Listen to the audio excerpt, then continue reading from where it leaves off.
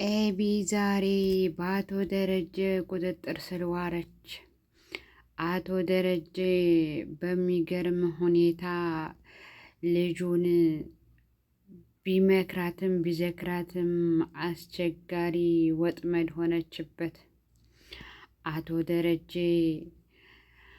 ስሜቱን መቆጣጠርና ንዴቱን መቆጣጠር አቅቶት የሚይዘውና የሚያደርገው ነገር ግራ ግብት ብሎት በባህር ልጁ እየተሰቃየ ይገኛል።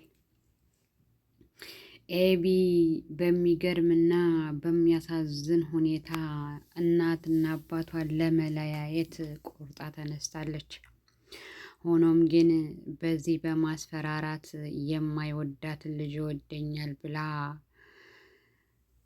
እሷ ብቻ ስለምትወደው ይወደኛል ብላ እንደዚሁም በዚህ በማስፈራራት ናታንን ለማግባትና ቀለበት እንዲያደርግላት መሆኑን አስመስላ ለእናቷ እየተናገረች ነበር።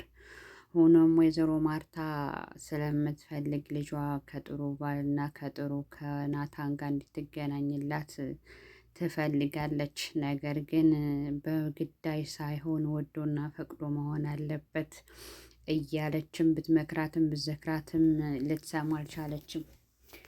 አቶ ደረጀ ልጁን በሚገርምና በሚያሳዝን ሁኔታ ቀጥቅጦ ሕይወቷን ሊያሳልፈው መሆኑን አይተናል። ብትመከር ብትዘከር ምንም አስቸጋሪ የሆነች ኤቢ የመጀመሪያ ልጁ ስትሆን እንግዲህ ቀጥቅጬም ሆነ እዚሁ የአባትንና የእናትን እህት ወንድምን ጥቅም እስከሚገባሽና እስከምታውቂው ድረስ ከዚህ ከክላስ አትወጭም ብሎ ናታን ክላስ ቆልፎባት አደረ። ሆኖም እንግዲህ አቶ ደረጀ ልጆቹን ሁሉንም በየክላሳችሁ ተቀመጡ ብሎ ያን የመሰለ ፎቅና ምድር ቤት ጸጥ ረጭ እንዳለ ወይዘሮ ማርታ ከውጭ ስትገባ መጀመሪያ በር ላይ መጀመሪያ ክላስ ጣውላ ላይ ያገኘቻት ዳጣ አንገቷን ደፍታና ፊቷን ከስክሳ ነበረ። ሆኖም ቀስ እያለች ደረጁን ልጁ ዳጣ በሰላምሽ ነው? እዚህ እንዴት ብቻሽን ተቀመጥሽ? ስትላትም ደህና ነኝ እትዬ ደህና ነኝ በማለትም ግራ በሚገባ ሁኔታ አናገረቻት።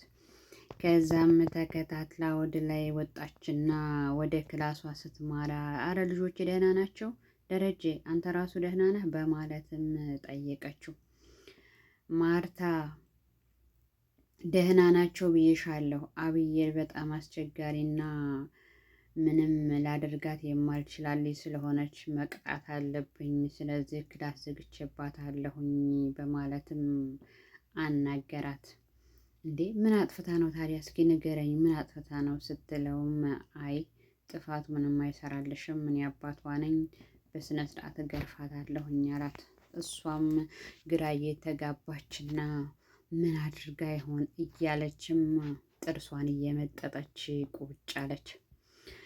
ሆኖም እንግዲህ ውሃ እንደዚሁም ሰራተኛ ሆነው ነይ ቁጭ በይ እዚህ ነይ እዚህ እየተባባሉ ፈራ ተባ እያሉ ቤቱን ጸጥ ረጭ አድርገውታል። እንግዲህ ውሃ ርቦኛል ምግብ አንጭልኝ ስትላት ሰራተኛይቱም ቆይ አሁን አይደለም አባባ እንዳትወጡ ብሏልን በማለትም ተናገረች። ኤቢ እንግዲህ አርፈሽ ቁጭ በይ ብሎ አቶ ደረጀ ባላት መሰረት አርፋ ተቀምጣ ግን መርዟን በውስጥ እያብሰለሰለች ነበር። ቆይ አባዬ እንደዚህ የተናደደው ምን ለማለት አስቦ ነው? ዳጣ ታዲያ ሰላም እናቷ እንዳልሆነች ካወቀች ማንም ብላ ተቀመጠች። አባዬ ደግሞ ልጁ ናት እንዳልል ዲኤንኤ አስመርምሬያለሁ። ምንድን ነው ነገሩ? ምን እየተካሄደ ነው? እያለች በውስጧ እያብሰለሰለች ነበረ።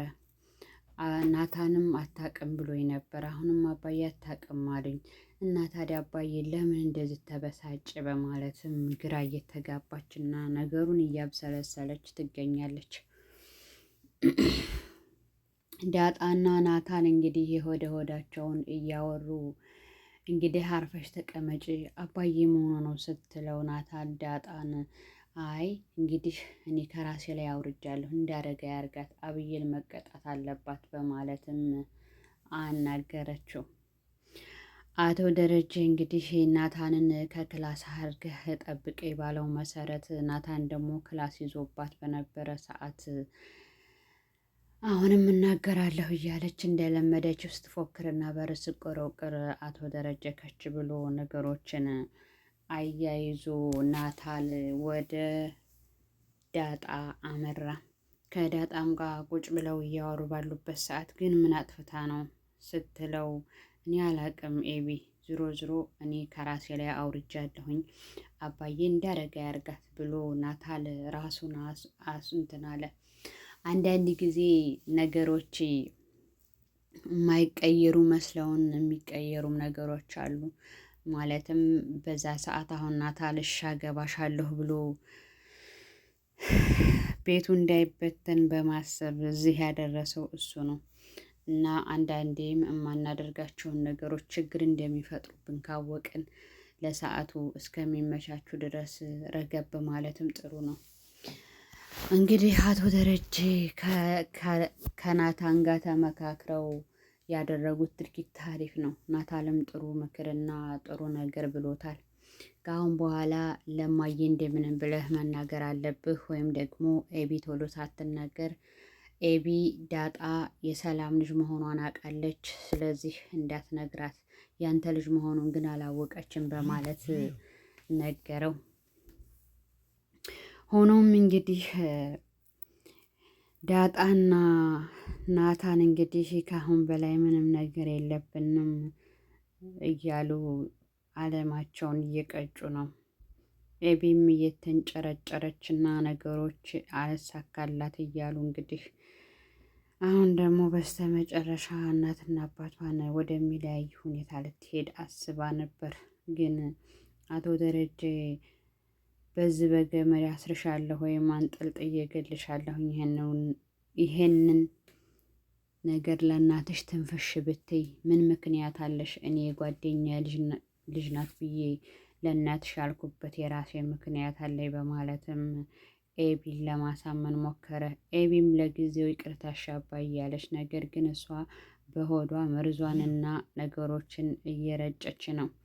በጣም የሚያሳዝነው ነገር ግን እሷ እሺ እሺ እያለች አሁን ደግሞ ወይዘሮ ማርታ ይሄንን ጉድ ካወቀች ከሃዲ የኔ ከሃዲነት እኔ ናታን አንተን እንኳን ማየት አልቻልኩም እንኳን ማርታን አለው። ምክንያቱም ማርታ አምናኛለች፣ ክጃታለሁ፣ አንዴም ስህተት ነው 10 ምናምን ዓመት እሺያም ስህተት ነው ቢባል እንዴት ደግሞ ሁለተኛ ስህተት እንዴት እሰራለሁ በማለትም አይኗንም አላይ እያለ አቶ ደረጀ ብስጭቱንና ንዴቱን ቀጥሏል።